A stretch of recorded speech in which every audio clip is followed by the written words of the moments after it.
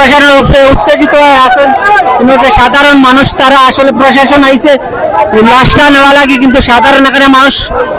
বিক্ষুব্ধ যে মানুষ তারা কিন্তু আসলে চড়া হয়েছেন প্রশাসনের উপরে আপনারা দেখতে পাররা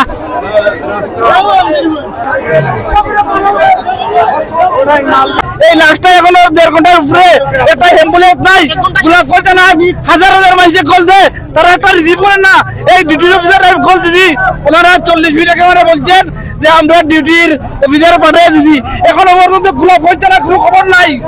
এখনো পর্যন্ত লাশ কিন্তু রাস্তা ছড়িয়ে আছে প্রায় 2 ঘন্টার মতন ওই যে লাশটা ছড়িয়ে আছে এখনো পর্যন্ত কার্যক্রম খুবই খারাপ অবস্থা বেহাল দশা প্রশাসনিক কার্যক্রম ভাই অনেক খারাপ অবস্থা অনেক সময় হয়েছে ভাই আসলে মানুষ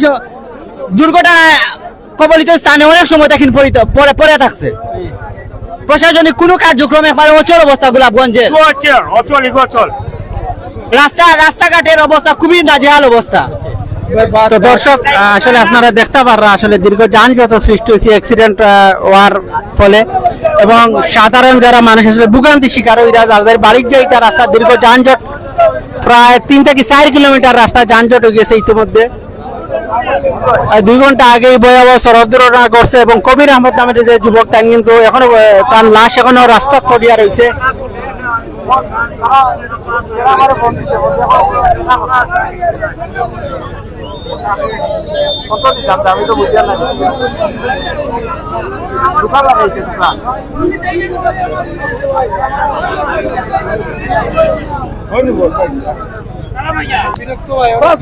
আমার লাইট হইতো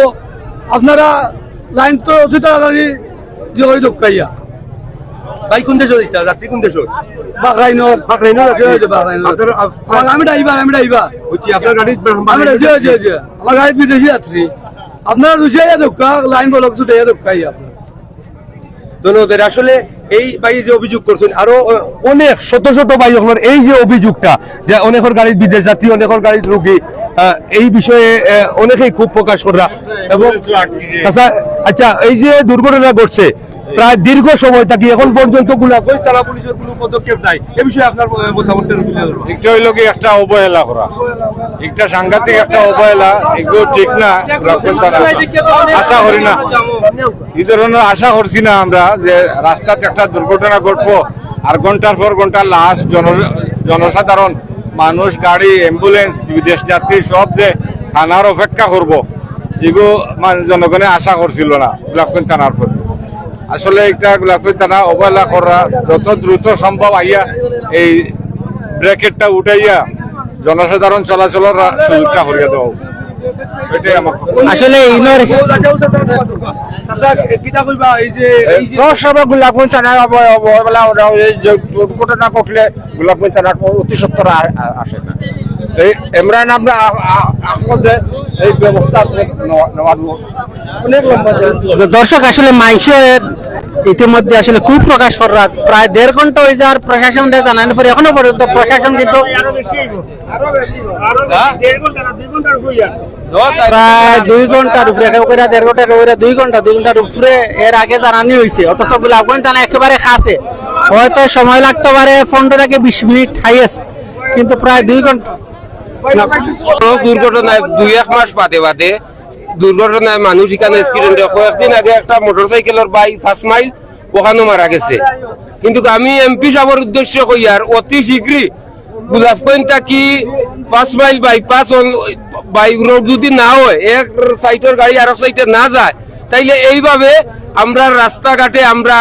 ছেলে সন্তান আছে স্কুলে যায় আইএমসি একাডেমি একটা সুনামধন্য স্কুলে যায় কোনো নিরাপদ নাই এই যে কোস্টার তারা এমন বাটে ছাড়ে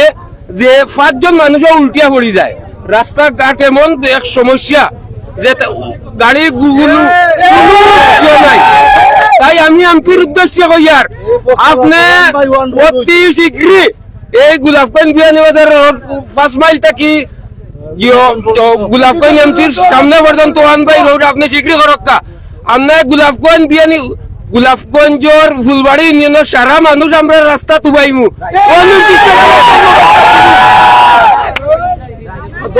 আমি এমপি সাহেবের উদ্দেশ্যে বিনীত অনুরোধ করিয়ার আমি একজন জেলা যুব দলের সদস্য হিসাবে আমি আপনার কাছে বিনীত অনুরোধ করিয়ার গত কয়েকদিন আগে আমি ইলেকশনের সময় আমি লাইভ করছি যে এই রাস্তা উন্নয়ন হইব, কিন্তু এখন পর্যন্ত কোনো জিও আইছে না। আপনি অনুরোধ, আমি ফুলবাড়ি ইউনিয়নের পক্ষ থাকি, আমি সাবেক চেয়ারম্যান পদপ্রার্থী আসলাম, আমার নাম জাফরুল,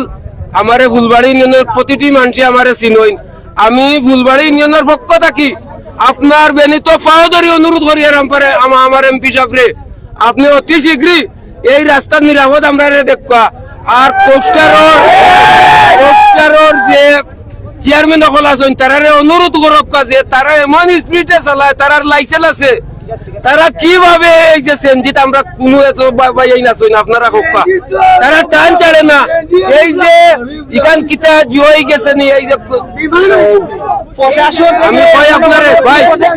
এই যে বিষ্ণাকান্তি থাকি প্রতিবার এক মিনিট ভাই, আমি 1 মিনিট ভাই, এই যে ভাই একটা মিনিট